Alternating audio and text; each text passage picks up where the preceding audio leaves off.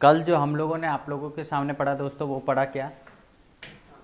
Transformer में core types जो होते हैं हमारे, कोर टाइप, सेल टाइप और वेरी टाइप ट्रांसफार्मर क्या होते हैं, इसके बारे में पढ़ा। आज हम लोग आप लोगों के सामने जो बात करने वाले हैं वो क्या करने वाले हैं, ईएमएफ इक्वेशन के बारे में, जिसे कहते हैं ट्रांसफार्मर का विद्युत वाहक बल समीकरण। कल भी मैंने इसको थोड़ा सा समझाया था आप लोगों को। ट्रांसफार्मर का विद्युत वाहक बल समीकरण क्या होता है। ट्रांसफार्मर के अंदर आप लोगों को अच्छी तरह से पता है, ट्रांसफार्मर फैराडे के विद्युत चुंबकीय प्रेरण सिद्धांत पर कार्य करता है। बस उस विद्युत चुंबकीय प्रेरण सिद्धांत को हम लोगों ने अलग अलग भागों में क्या कर दिया, डिवाइड कर दिया। लेकिन किसी भी इलेक्ट्रिकल मशीन की अगर बात करेंगे, उसमें ईएमएफ जनरेशन की बात करेंगे, तो फैराडे के विद्युत चुंबकीय प्रेरण सिद्धांत के अनुसार ही वो क्या करेगा, कार्य करेगा। तो ईएमएफ इक्वेशन कैसे हम लोग निकालते हैं, ये चीज़ हम लोगों को सीखनी है। क्या होती है ये नहीं, निकाली कैसे जाती है। ईएमएफ इक्वेशन की अगर बात की जाए, जिसे हम बोलते हैं क्या,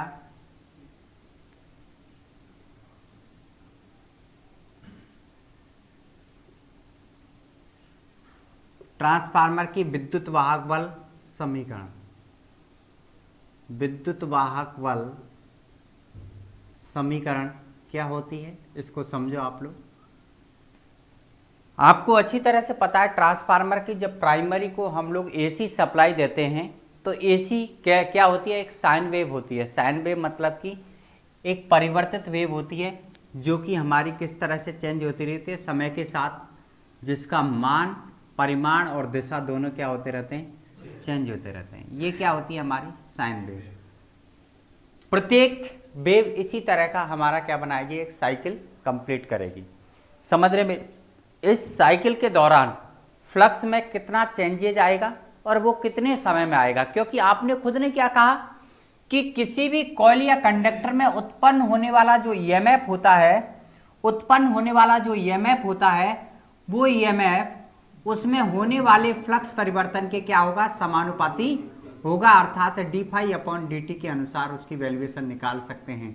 D phi upon d t होता है फ्लक्स परिवर्तन की दर। क्या होती है, फ्लक्स परिवर्तन की दर। यहां पर अगर बात करते हैं, तो हम जब किसी कॉइल के अंदर करंट देते हैं, और वो भी कैसी देते हैं, एसी वेव। किसी भी प्रकार की वेव दी जाए, चाहे डीसी दे चाहे एसी दे, है, तो ध्यान रखना, जिस तरह की करंट की वेव होती है उसी तरह की हम लोगों को फ्लक्स की वेव मिलेगी, क्योंकि फ्लक्स जो होता है वो करंट के प्रोपोर्शनल होता है। किसी भी कॉइल के अंदर उत्पन्न होने वाला फ्लक्स उसमें प्रवाहित होने वाले करंट के समानुपाती अर्थात प्रोपोर्शनल होगा। कहने मतलब करंट की वैल्यू मैक्सिमम रहेगी तो फ्लक्स की वैल्यू भी मैक्सिमम रहेगी, करंट की वैल्यू शून्य रहेगी तो फ्लक्स की वैल्यू भी शून्य रहेगी, और करंट की वैल्यू मिनिमम रहेगी तो फ्लक्स की वैल्यू भी क्या रहेगी, मिनिमम रहेगी। जिस तरह से हमारा यहाँ पर करंट की वैल्यूएशन में चेंजेज आता है, उसी प्रकार से फ्लक्स की वैल्यूएशन में भी क्या आएगा, चेंजेज आएगा ही आएगा। अब ये देखना है कि करंट की वैल्यू में कैसे चेंजेज आ रहा है, तो फ्लक्स की वैल्यूएशन में कैसे चेंजेज आएगा, जिससे हम लोग अच्छी तरीके से इस ईएमएफ इक्वेशन को समझ पाएंगे। हम लोगों को किसी चीज़ को रटने की आवश्यकता नहीं है, बस हमारे कुछ बेसिक कॉन्सेप्ट थे पहले से जो हम लोगों को पता है, कुछ बेसिक चीज़ें, उन्हीं को ही यूज करते हुए हम लोग इस ईएमएफ इक्वेशन को निकालेंगे। यहाँ पर ईएमएफ इक्वेशन की अगर बात करेंगे, तो यहाँ पर एक साइकिल कंप्लीट करने में जो समय लगता है, जैसे आप अच्छी तरह से जानते हैं, क्या करते हैं, आवर्तकाल अर्थात टाइम पीरियड कहा जाता है, जिसे टी द्वारा प्रदर्शित किया जाता है। यहां पर आप कहते हैं फ्लक्स परिवर्तन की दर के समानुपाती होता है। तो फ्लक्स परिवर्तन कितना हुआ, सबसे पहले ये चीज देखना है हम लोगों को, फ्लक्स परिवर्तन कितना हुआ। फ्लक्स परिवर्तन जो हो रहा है वो यहां पर देखने से हम लोगों को पता लगेगा कि यहां पर फ्लक्स की वैल्यूएशन जो है वो मैक्सिमम है। क्या है, मैक्सिमम। और यहां पर जो फ्लक्स की वैल्यूएशन है वो भी मैक्सिमम है। क्या नहीं, d phi upon d t के अनुसार क्या होगा, फ्लक्स चेंजेज होगा। यहाँ पर भी फ्लक्स की वैल्यूएशन क्या है, मैक्सिमम, और यहाँ पर भी फ्लक्स की वैल्यूएशन क्या है, मैक्सिमम। लेकिन यहाँ पर पॉजिटिव है, यहाँ पर क्या है, नेगेटिव। ध्यान रखना, इसे और क्या बोला जाता है, एम्पलीट्यूड। क्या बोला जाता है इसे, आयाम। क्या बोला जाता है, आयाम। ध्यान रखना, यहाँ पर जो फ्लक्स का मान आएगा उसे हम प्रदर्शित डिफाइन कर सकते हैं प्लस फाइव मैक्सिमम द्वारा, किसके द्वारा, प्लस फाइव मैक्सिमम, और यहाँ पर जो फ्लक्स की वैल्यूएशन आएगी उसको माइनस का फाइव मैक्सिमम द्वारा प्रदर्शित किया जा सकता है। प्लस का फाइव मैक्सिमम, यहाँ पर माइनस का फाइव मैक्सिमम। ये फ्लक्स चेंजेज जो हो रहा है वो कहाँ से कहाँ तक हो रहा है, मैक्सिमम से लेकर मिनिमम मान के चलो, इसको मिनिमम मान लो आप लोग, मैक्सिमम से लेकर मिनिमम तक जो फ्लक्स चेंजेज हो रहा है वो हम लोगों को यहाँ पर फ्लक्स चेंजेज कहलाएगा। क्या कहलाएगा, फ्लक्स में परिवर्तन इतना कहलाएगा, क्योंकि बाकी का जो प्रक्रम है वो तो वही दोहराया जा रहा है जो यहाँ पर हुआ है, क्योंकि ये प्रक्रम इस प्रक्रम के बराबर है और ये भी इसके बराबर है, क्योंकि ये देखो यहाँ तक बढ़ा, वापस से ये इसी वेव को क्या कर रहा है, दोबारा रिवाइज कर रहा है। तो ध्यान रखना इस चीज़ का, फ्लक्स परिवर्तन हो रहा है वो कहाँ से कहाँ तक हो रहा है, या 90 डिग्री से 270, 90 डिग्री से 270 डिग्री तक फ्लक्स चेंजेज आया है। कितना फ्लक्स चेंजेज आया है वो देखना है अब यहाँ पर लोगों को। यहाँ पर फ्लक्स चेंजेज की जो वैल्यूएशन निकाली जाती है वो कैसे निकालोगे, प्लस का फाइव मैक्सिमम माइनस का फाइव मैक्सिमम, ये फ्लक्स हमारा क्या आया है, चेंजेज आया है। टोटल फ्लक्स में जो चेंजेज आने वाला है दोस्तों वो कितने आने वाला है, प्लस का फाइव मैक्सिमम यहाँ पर है, माइनस और माइनस क्या हो गया प्लस, अर्थात यहाँ पर क्या हो गया 25 मैक्सिमम, क्या हो गया 25 मैक्सिमम, क्योंकि माइनस और गुणा माइनस करेंगे तो प्लस का हो जाएगा, तो यहाँ पर क्या आ जाएगा 25 मैक्सिमम, होगा या नहीं होगा। ये हमारी किसकी वैल्यूएशन आ जाएगी, फ्लक्स परिवर्तन की वैल्यूएशन के, फ्लक्स इतना चेंजेज आ रहा है इसमें अंदर, टोटल फ्लक्स यहाँ से यहाँ तक जो चेंजेज हुआ है वो इतना हुआ है। अब हम लोगों को ये देखना है कि dt की वैल्यूएशन कितनी होगी। dt क्या है, उस फ्लक्स को परिवर्तन होने में लगा समय। dt क्या होता है, फ्लक्स को परिवर्तन होने में लगा समय। ध्यान रखना dt हमारा होता है फ्लक्स परिवर्तन में लगा समय। डी फाई क्या होता है, टोटल फ्लक्स जो चेंजेज हुआ है। तो कैसे निकालोगे ये चीज़ समझो आप लोग। यहाँ से फ्लक्स परिवर्तन में जो समय लगा है वो कितना लगा है, आपको पता है यहाँ से यहाँ तक फ्लक्स चेंजेज आया है कि नहीं आया है। इसमें जो समय लगा वो कितना लगा बताओ, टोटल समय कितना है t। तो यहाँ पर जो समय लग रहा है वो कितना लग रहा है, इसका हाफ लग रहा है ना, आधा समय लग रहा है ना, एक चौथाई इधर एक चौथाई यहाँ पर, तो t/2 समय लगा है। कितना लगा है, t/2, अर्थात कितना समय लगा है, जो टोटल समय था उसका हाफ समय यहाँ पर लगा है। तो यहाँ पर dt की जो वैल्यूएशन आने की वाली है वो कितनी आने वाली है दोस्तों, t/2। कितना, मान के चलो वो 1 सेकंड का है तो 1/2, मान के चलो जितना भी वो टाइम लगा है उसका हाफ समय लगेगा, आधे साइकिल, क्योंकि आधा साइकिल ही तो है ये, तो आधा समय लगेगा, सिंपल सी बात, क्या नहीं। तो अब आप लोगों को कुछ नहीं करना है, समीकरण 1 के अंदर इस वैल्यू को रख देना है। समीकरण 1 के अंदर या 1 में मान रखने पर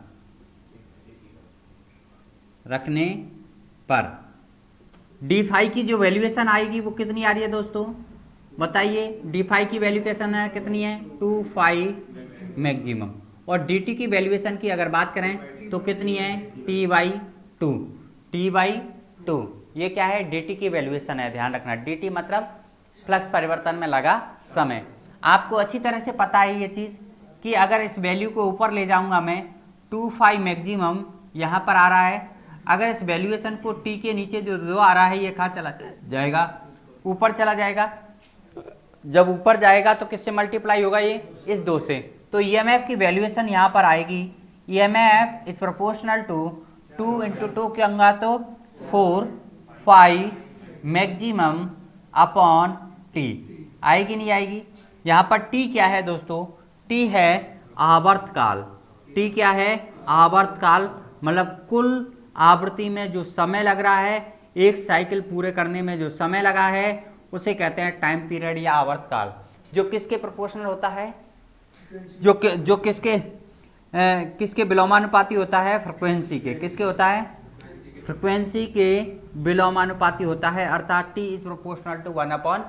एफ होगा या नहीं होगा, यही होगा। अगर मैंने इस टी की वैल्यूएशन जो 1/f है इसको मैंने कहाँ लिखा, इस टी की जगह लिखा, क्योंकि आप अच्छी तरह से जानते हैं टी बराबर 1/f होता है। अगर मैं टी का मान लिखूं तो क्या आएगा दोस्तों, यहाँ पर जो वैल्यूएशन निकल के आने वाली है वो कितने निकल के आने वाली है वो देखते हैं। ऊपर चलते हैं। EMF is proportional to 2/4 maximum upon t का वैल्यू 1/f होता है। कितना होता है, 1/f। लेकिन जब 1 के अपॉन में f है तो f ऊपर चला जाएगा, सिंपल सी बात है। तो EMF की वैल्यूएशन जो आएगी, EMF की जो वैल्यूएशन आएगी वो आएगी 4/5 मैक्सिमम इंटू f। लेकिन ये जो वैल्यूएशन है वो कैसी वैल्यू है दोस्तों, एवरेज वैल्यू। कैसी वैल्यू है, एवरेज वैल्यू है, अर्थात ये कैसा मान है, औसत मान। कैसा मान है ये, औसत मान। लेकिन हम लोगों को पता क्या करना होता है, RMS मान। क्या पता करना होता है, RMS मान। तो RMS मान कैसे पता करोगे, ये औसत मान है तो RMS मान कैसे पता करोगे, तो RMS मान को पता करने का तरीका है ERMS into form factor into average value. Average value यही होगा। अब RMS वैल्यू निकालेंगे तो फॉर्म फैक्टर कल बताया था मैंने कितना होता है, हमेशा फॉर्म फैक्टर का वैल्यू कितना होता है, 1.11 होता है। हमेशा ध्यान रखो फॉर्म फैक्टर की वैल्यू फिक्स है। AC वेव के अंदर फॉर्म फैक्टर की वैल्यू क्या है, फिक्स है। कितनी, 1.11 होगी। एवरेज वैल्यू जो है वो कितनी है, 4/5 मैक्सिमम इंटू f होगी या नहीं होगी। इस 4 को अगर मैं इसके मल्टीप्लाई करूंगा तो यहाँ पर जो वैल्यूएशन आने वाली है वो कितनी आएगी बताइए, ERMS 4.44 f5 इसको कह सकता हूँ, उससे कोई फर्क नहीं पड़ रहा, वोल्ट। लेकिन ये किसके लिए है, सिंगल टर्न के लिए, सिंगल टर्न के लिए, क्या नहीं, यही होगी। सिंगल टर्न के लिए वैल्यूएशन जो कितनी होगी, 4.44 f5। यदि किसी कॉइल में आपसे अगर कही जाए, यदि किसी कॉइल में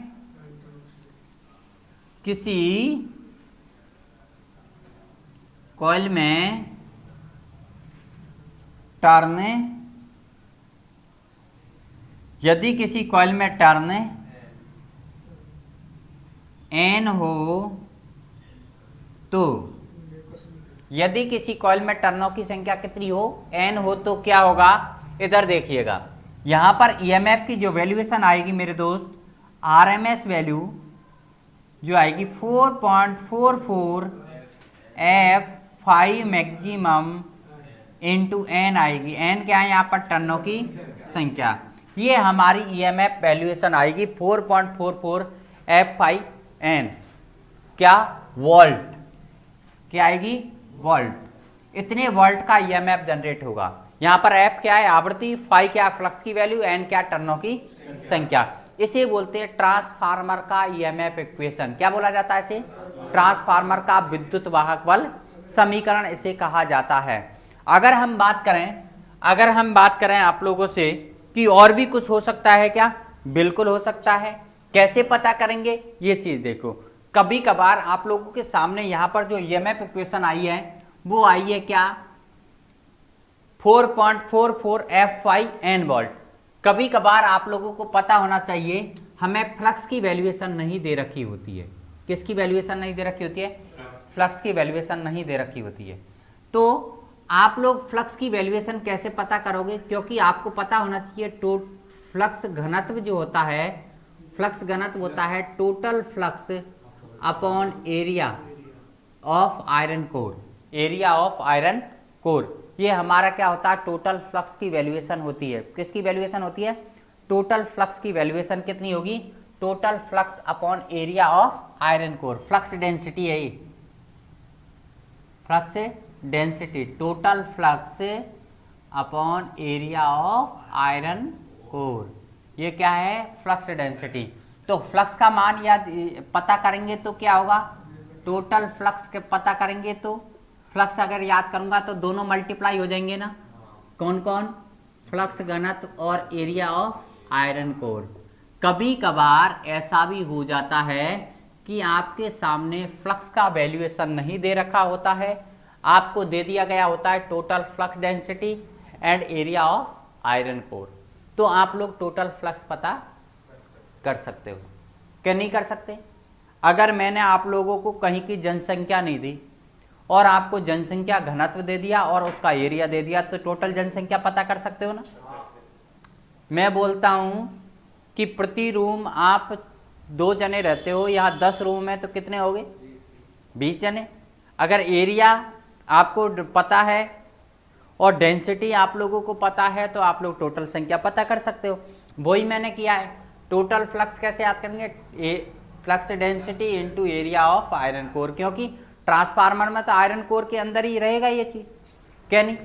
अब बात करते हैं इस वैल्यू को, क्या फ्लक्स की वैल्यू को समीकरण के अंदर लिख सकता हूं मैं,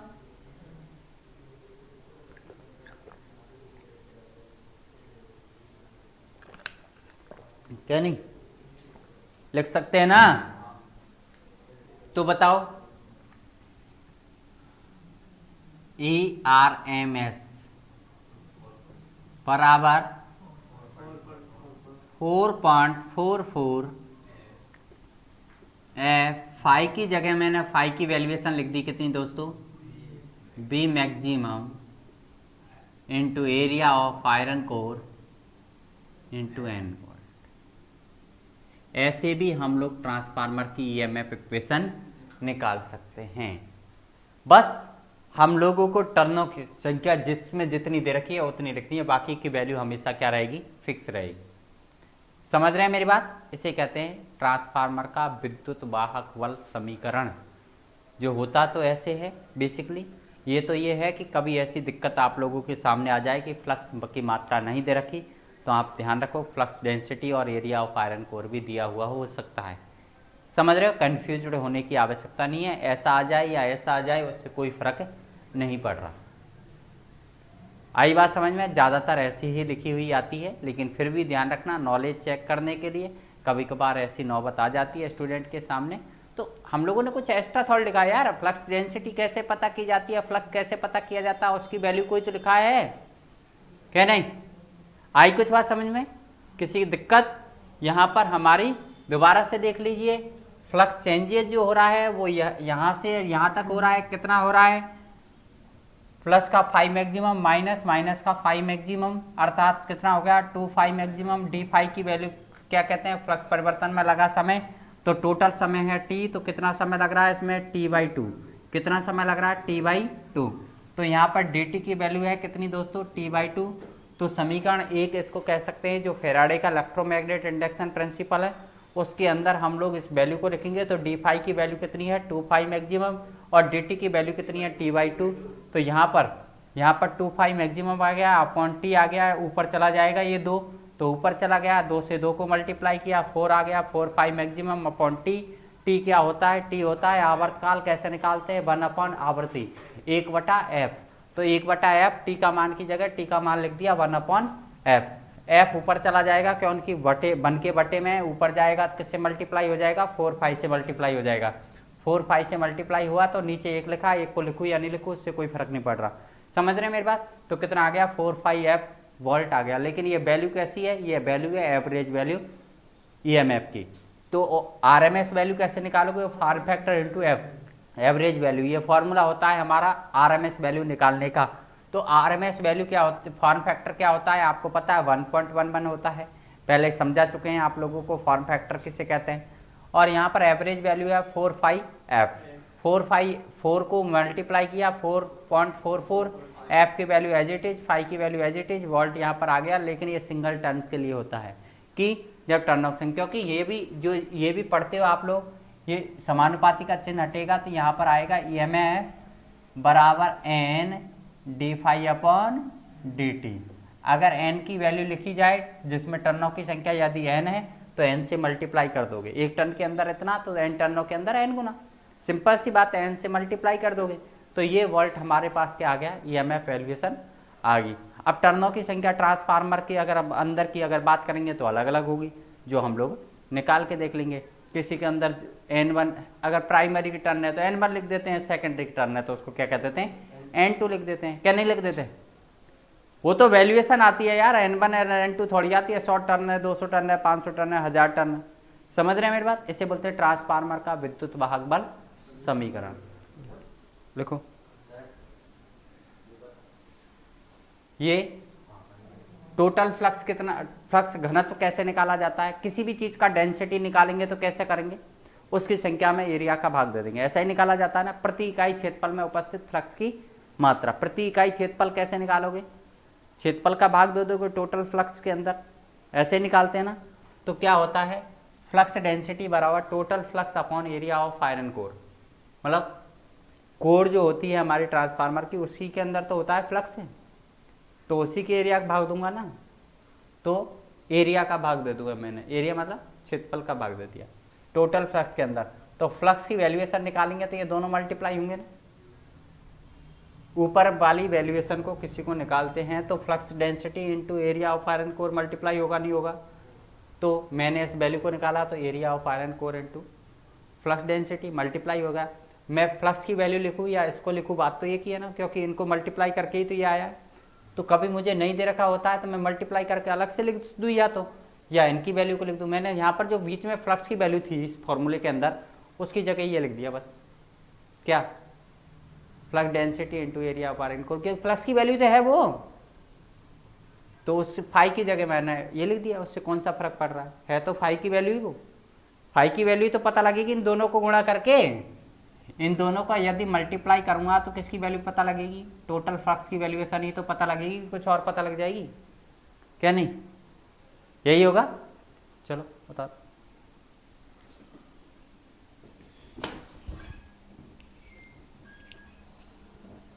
लिख लेना चाहो तो एक लाइन, किसी ट्रांसफार्मर के प्राइमरी और सेकेंडरी में उत्पन्न ईएमएफ, प्राइमरी और सेकेंडरी में उत्पन्न ईएमएफ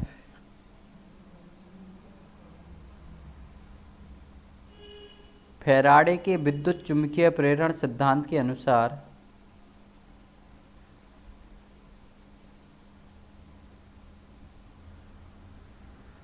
फैराडे के विद्युत चुंबकीय प्रेरण सिद्धांत के अनुसार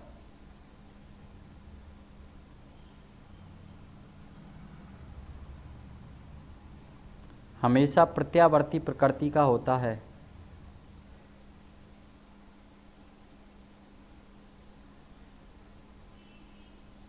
प्रत्यावर्ती प्रकृति का होता है,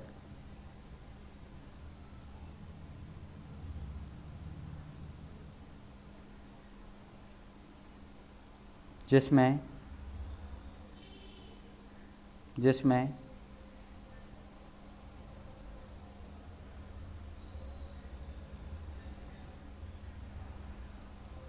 उत्पन्न ईएमएफ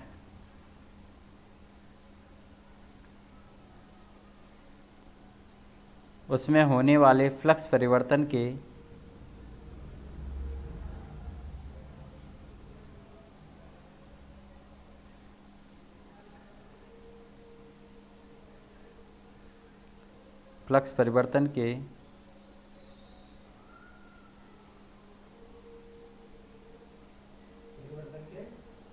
समानुपाती होगा।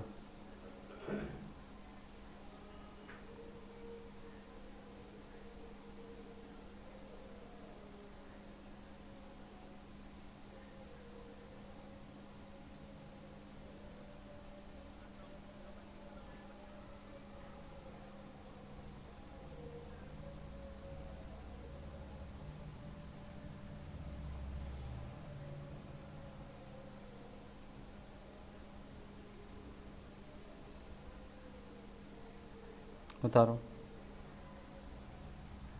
जल्दी से उतार लो।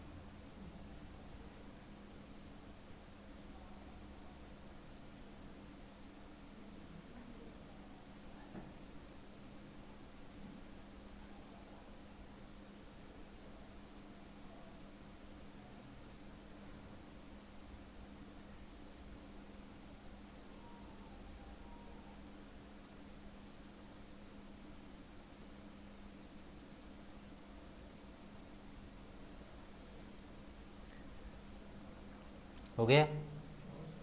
चल आगे देखते हैं हम लोग।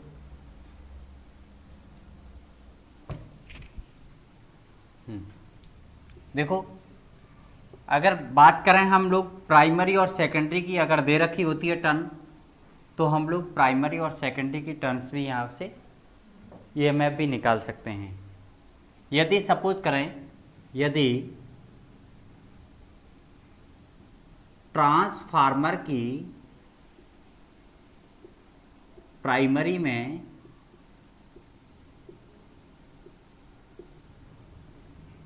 N1 टर्न है, तो ऐसे भी लिख सकते हैं। कैसे? A1 बराबर 4.44 F5N1 वॉल्ट, कहने यही होगा। और अगर सेकेंडरी की बात की जाए,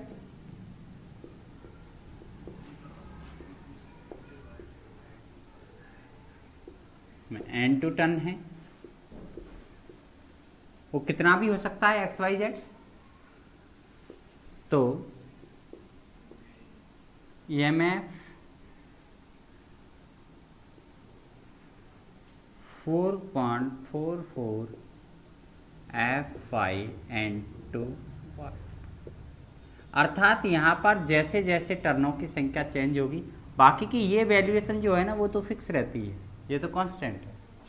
टर्नों की संख्या चेंज होगी तो ईएमएफ की वैल्यूएशन उसी के रेशो में क्या हो जाएगी? चेंज हो जाएगी। टर्नों की संख्या दुगनी होगी तो वोल्टेज भी दुगना हो जाएगा, टर्नों की संख्या हाफ होगी तो वोल्टेज भी हाफ हो जाएगा। अर्थात टर्नों की संख्या के अकॉर्डिंग ही वोल्टेज में क्या आने वाला है? वेरिएशन, अर्थात वोल्टेज में क्या आने वाला है? चेंजेस आने वाला है। ध्यान रखना इस चीज़ का। टर्नों की संख्या जिस अनुपात में चेंज होगी, वोल्टेज का मान भी उसी अनुपात में क्या हो जाएगा? चेंज हो जाएगा। तो इसीलिए इस टर्नों की संख्या के रेशो को ही बोला जाता है ट्रांसफॉर्मेशन रेशो। इस टर्नों की संख्या के रेशो को ही बोला जाता है ट्रांसफॉर्मेशन रेशो। उसी के बारे में अभी हम लोग बातें करेंगे, क्योंकि जो अनुपात टर्नों की संख्या का होगा वही अनुपात किसका होगा? यहाँ पर वोल्टेज का अनुपात होगा। समझ रहे हैं मेरी बात? टर्नों की संख्या सेकेंडरी में दोगुनी है तो वोल्टेज भी क्या रहेगा? दोगुना। टर्नों की संख्या हाफ है तो वही अनुपात होगा, समान अनुपात होता है। क्या होता है? अर्थात आप कह सकते हैं वोल्टेज टर्नों की संख्या के क्या होता है? समानुपाती होती है। क्या होती है? समानुपाती होती है। तो ट्रांसफॉर्मेशन रेशो क्या होता है, जिसके बारे में हम लोग बातें करेंगे यहाँ पर।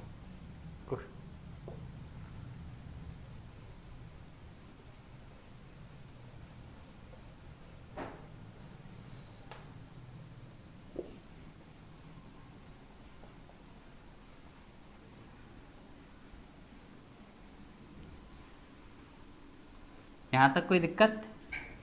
चलो आगे बढ़ते हैं।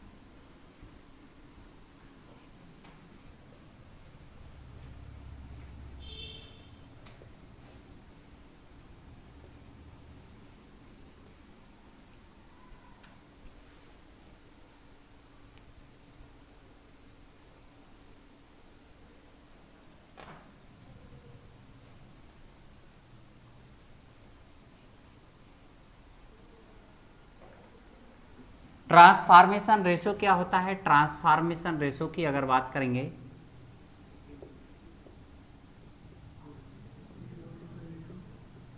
या ट्रांसफॉर्मेशन अनुपात जिसे कहते हैं, क्या होता है? टर्नों की संख्या का रेशो। सामान्य तौर पर आप लोग वोल्टेज का भी रेशो कह सकते हैं, लेकिन वो डिपेंड तो करता है टर्नों की संख्या के ऊपर ही डिपेंड करता है, आप लोग अच्छी तरह से पता है। तो आप ये कह सकते हैं किसी ट्रांसफार्मर में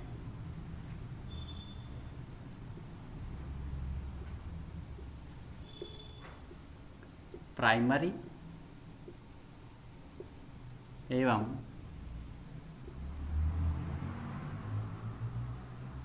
सेकेंडरी वाइंडिंग में टर्नों की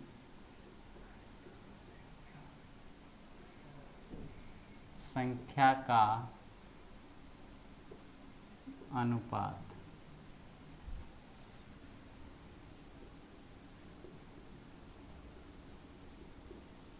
ट्रांसफॉर्मेशन अनुपात कहलाता है। जिसकी अगर बात करें तो 1/k की अगर बात करें, ट्रांसफॉर्मेशन रेशो को हम किससे दर्शाते हैं? k से। लेकिन 1/k की बात करें तो लिखेंगे n/n2 बराबर A2/E1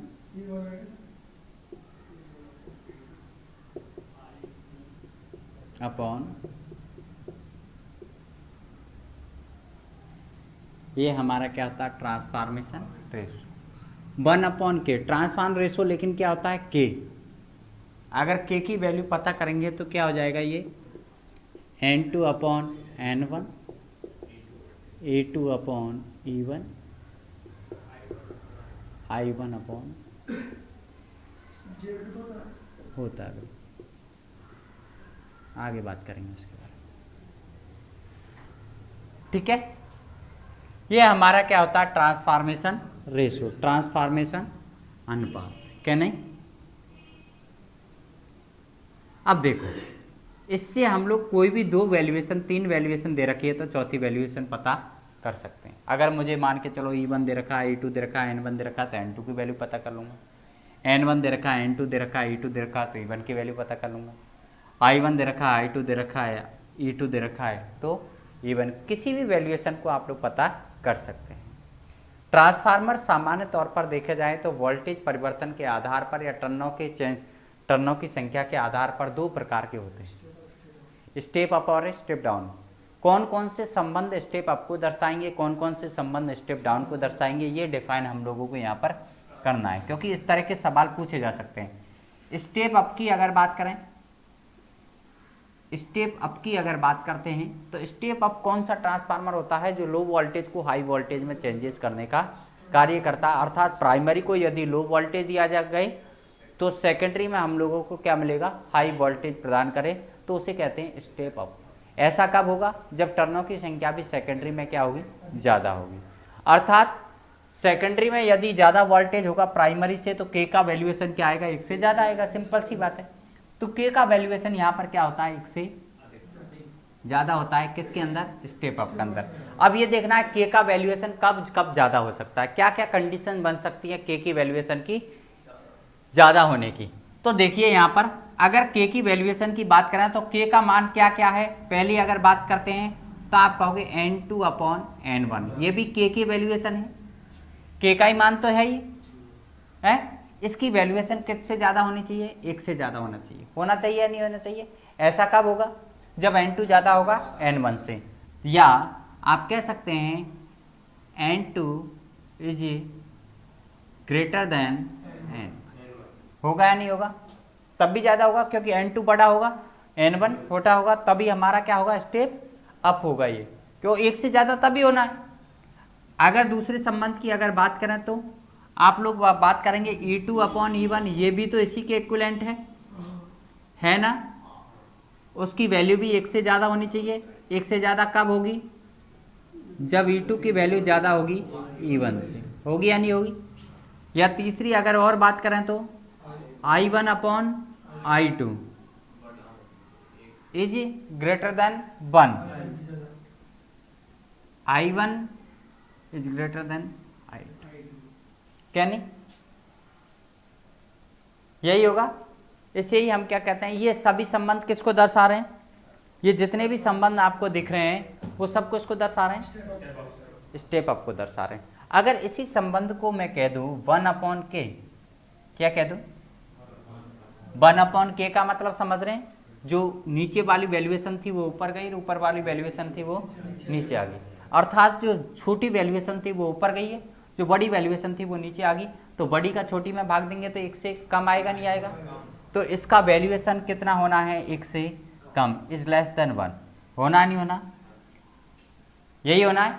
अर्थात 1/k लिखने का मतलब N1/N2, E1/E2 या I2/I1 किससे कम होगा? 1 से कम होगा। क्या होगा? 1 से कम होगा।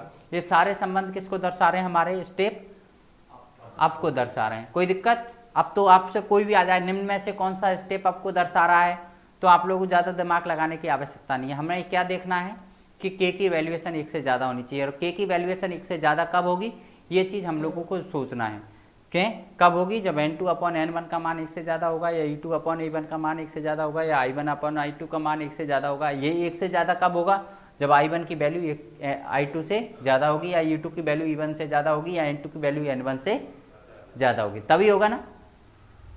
आ रहा ना समझ में? चलो आगे बात करते हैं हम लोग। नेक्स्ट अगर बात करते हैं तो स्टेप डाउन, अगला कौन सा होता है हमारा, स्टेप डाउन। तो स्टेप डाउन क्या होता है वो चीज समझो।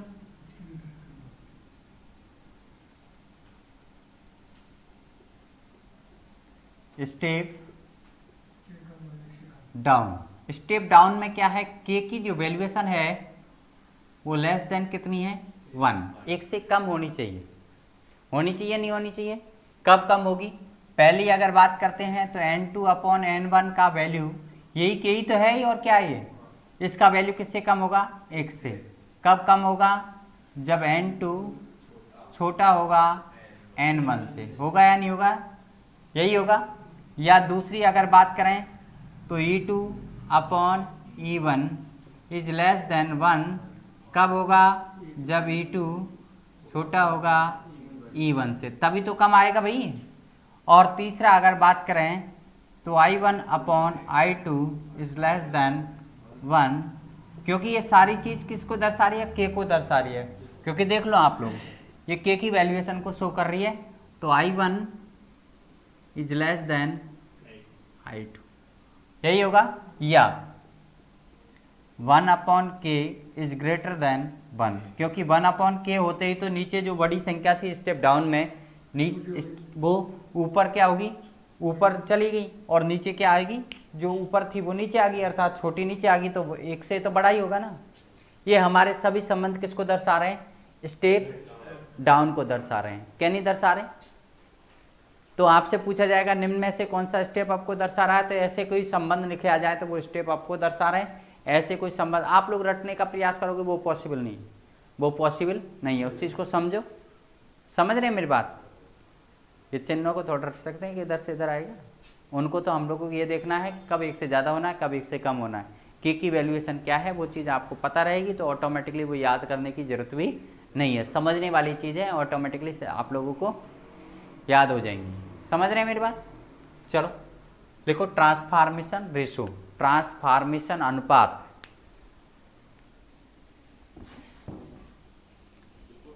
हाँ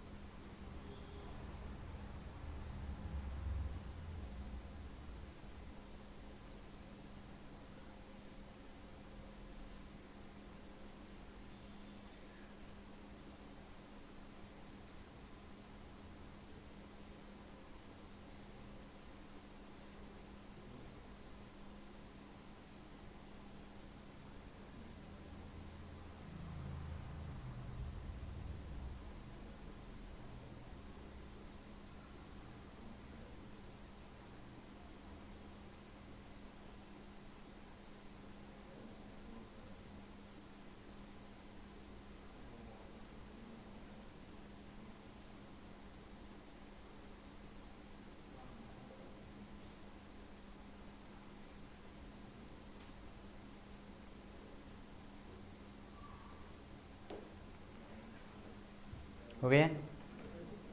अब कुछ क्वेश्चंस हम लोग देख के चलेंगे यहाँ पर इसके।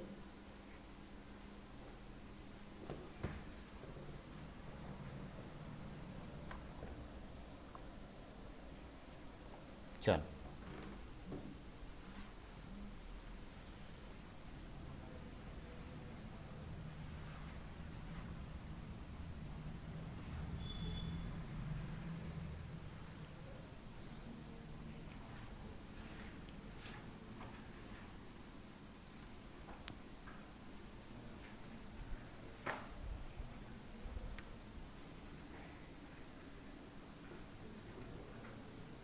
किसी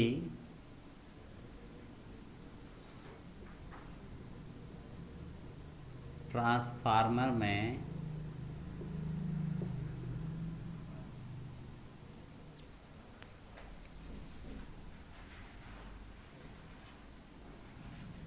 कोर फ्लक्स का मान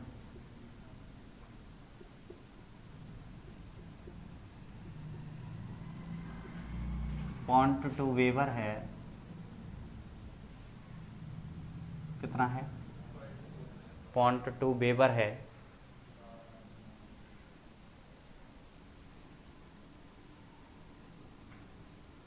यदि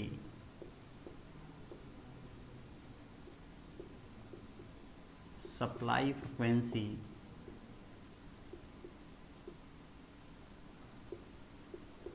50 हर्ट्ज हो,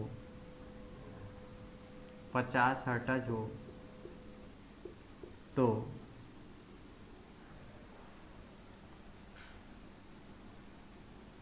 प्राइमरी और सेकेंडरी में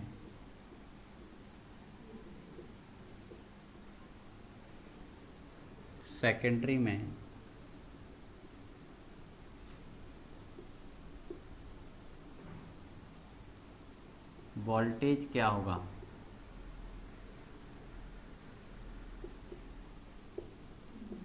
यदि प्राइमरी टर्न 1000 और सेकेंडरी टर्न 1200 हो।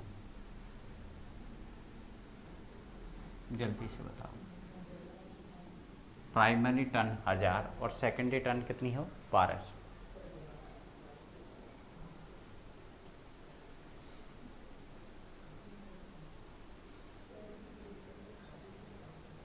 आपको अच्छी तरह से पता है, प्राइमरी वोल्टेज याद करोगे तो आपको पता है प्राइमरी वोल्टेज क्या होता है? 4.44 F(phi)N1 वोल्ट होगा या नहीं होगा? यही होगा क्या नहीं? तो 4.44 फ्रिक्वेंसी आपको दे रखी है, फ्लक्स आपको दे रखा है, तो ज़्यादा सोचने की आवश्यकता ही नहीं है। × 1000 क्या नहीं? तो बताओ कितना हो गया? 4.44 50 को 0.2 से मल्टीप्लाई किया, कितना आ जाएगा? 10 × 1000 करेंगे तो इतना हो जाएगा। कहने का मतलब हमारा क्या हुआ?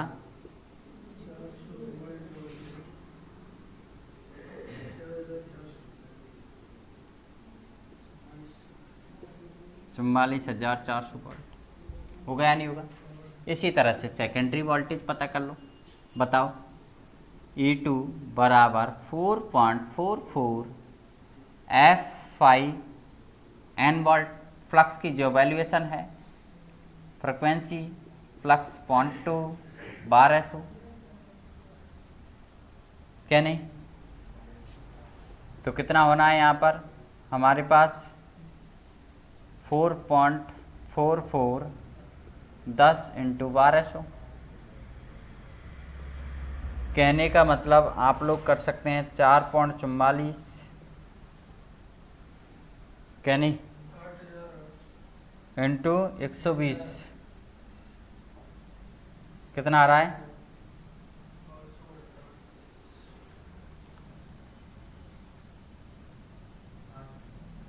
48 8 चौका 48 और 4 52 5 12 चौका 48 और 5 53 53,280 वोल्ट। ये क्या नहीं? यही होगा।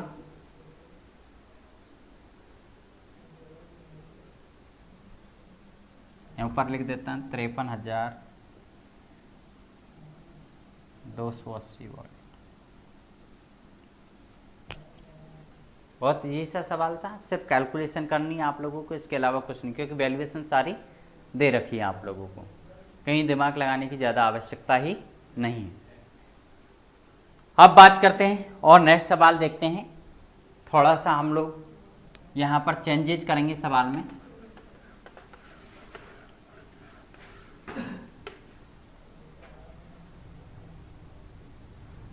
ग्यारह केवी oblique 400 volt 50 hertz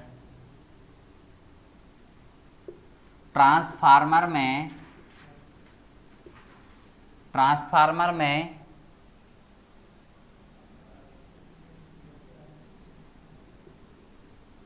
primary turn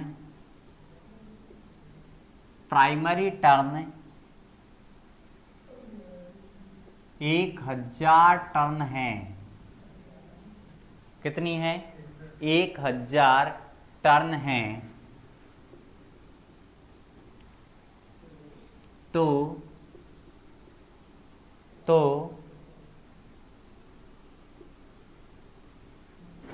core में फ्लक्स की मात्रा याद करो। फ्लक्स क्या होगा तथा सेकेंडरी टर्न क्या होंगी? सेकेंडरी टर्न क्या होंगी? जल्दी से बताओ। कोर में फ्लक्स की वैल्यूएशन और सेकेंडरी में टर्नों की संख्या क्या होगी?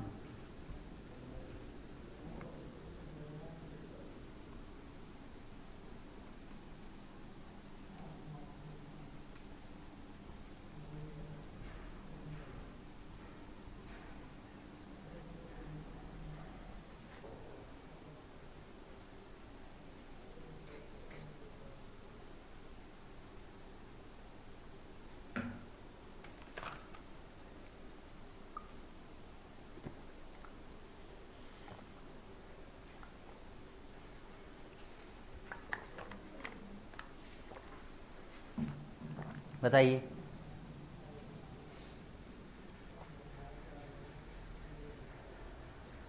प्राइमरी का वोल्टेज याद करने का सूत्र क्या है? E1 बराबर 4.44 F(phi(n)(1) यही होगा।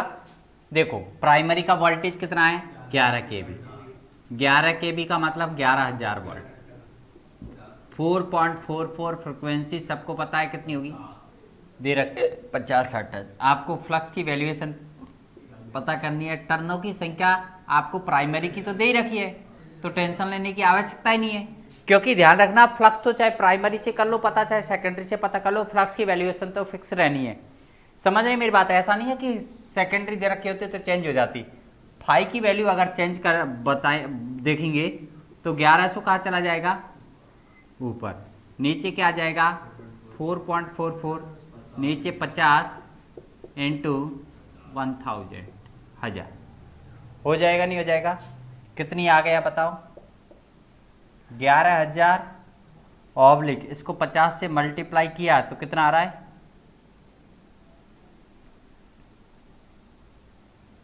3 जीरो से तो 3 जीरो कट ही जाएगी, तो दिमाग लगाने की ज़्यादा आवश्यकता नहीं है। ऊपर 11 आ जाएगा। नीचे की अगर वैल्यूएशन की बात करेंगे तो 50 को मैंने मल्टीप्लाई किया 0, 5 चौका 20, 5 चौका 20 और 2 22, 5 चौका 20 और 2 22, 2 स्थान छोड़ के मतलब 222, तो 11/222 वेबर। इसको आप सॉल्व कर लेना, ठीक है? कितना आएगा? 11/222 वेबर। आएगा नहीं आएगा? इतनी वैल्यूएशन आएगी हमारी किसकी? फ्लक्स की वैल्यूएशन। यहाँ पर सेकेंडरी की टर्नों की संख्या पता करनी है। किसकी? सेकेंडरी की।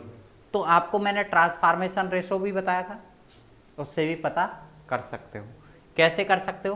ट्रांसफॉर्मेशन रेशो के अंदर क्या देखा गया था? N2/N1 बराबर E2/E1। यही किया था। तो बताओ N2 की वैल्यूएशन क्या होगी? N2 की वैल्यूएशन होगी N1 N2 E2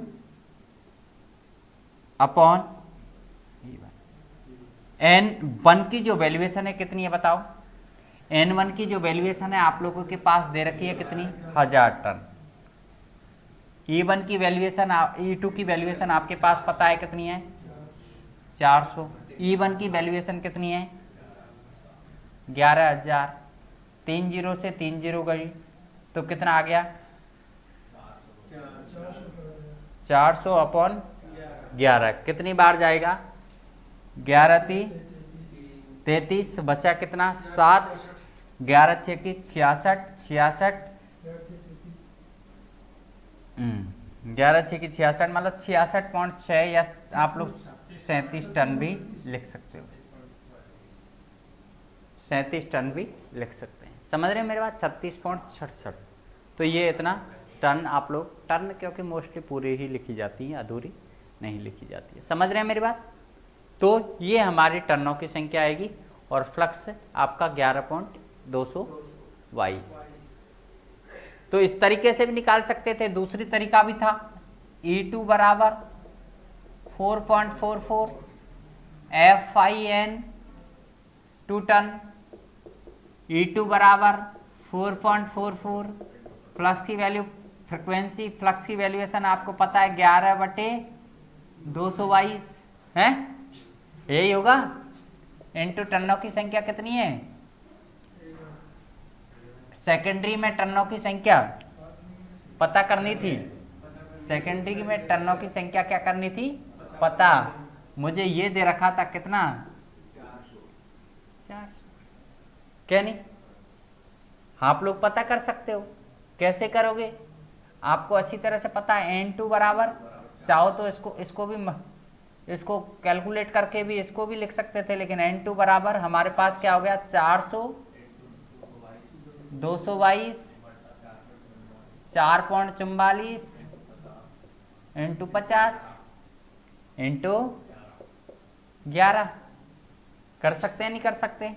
यहाँ पे भी इतनी आएगी 36.67 या 37। कैसे भी कर लेना, उससे कोई फर्क नहीं पड़ रहा। मान उतना ही आना है, मान उतना ही आना है। समझ रहे हैं मेरी बात? उससे कोई फर्क नहीं पड़ रहा क्योंकि फ्लक्स की वैल्यूएशन फिक्स रहती है प्राइमरी और सेकेंडरी के बीच में। क्या नहीं?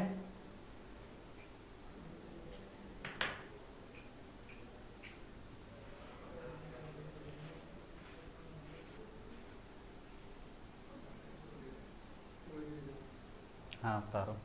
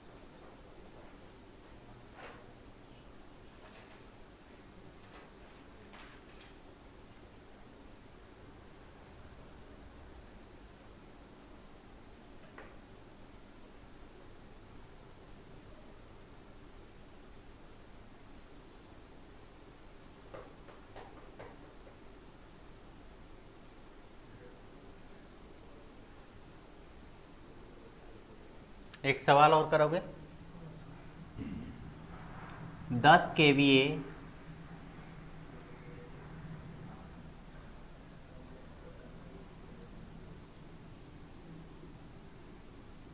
लेविन केवी ऑब्लिक 400 वोल्ट ट्रांसफार्मर में 400 वोल्ट 50 हर्ट्ज ट्रांसफार्मर में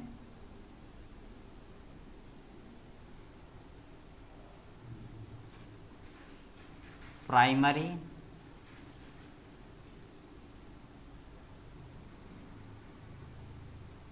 टर्न 2000 टन है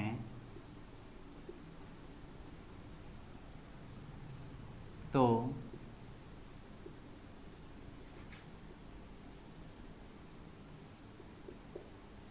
सेकेंडरी टर्म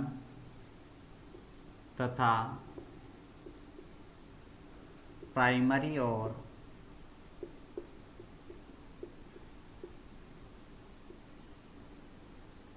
सेकेंडरी करंट याद करो।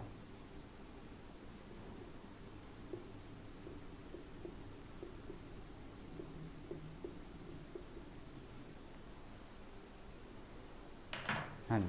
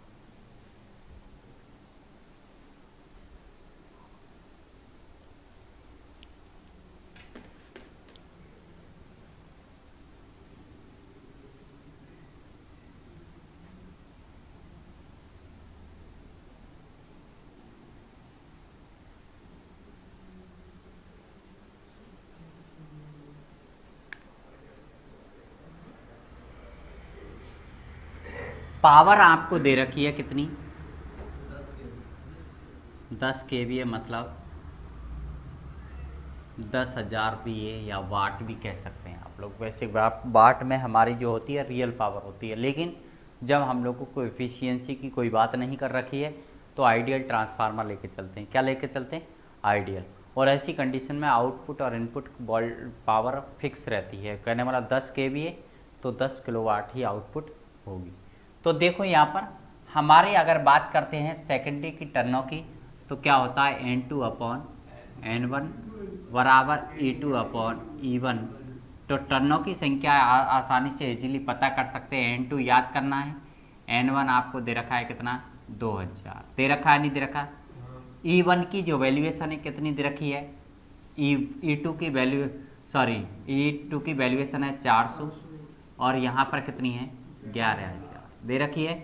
तो N2 याद करेंगे तो कितना हो जाएगा दोस्तों, 2000 × 400/11,000 होगा या नहीं होगा। 3 0 से 3 0 तो कितना आ जाएगा, 800/11, 11 7 77, बचा कितना 3 30, 11 दूना 22।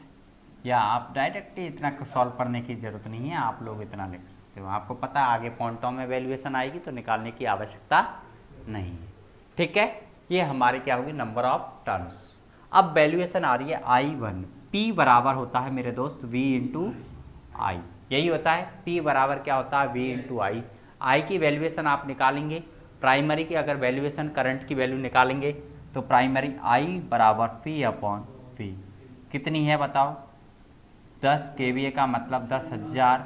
वोल्टेज कितना दे रखा है, 11, अर्थात 3 0 से 3 0 तो यहाँ पर क्या आ जाएगा, 10/11 क्या एम्पियर।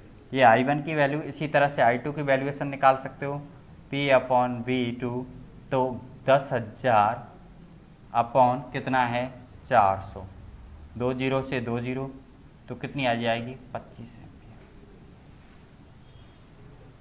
बताओ पावर, क्योंकि पावर का फॉर्मूला आपको पता है, P बराबर V × I होता है। I निकालनी है तो P ऊपर चला जाएगा और ये नीचे आ जाएगा। I कुछ बात समझ में क्या नहीं, भेजे में उतर रहा है क्या, चलो।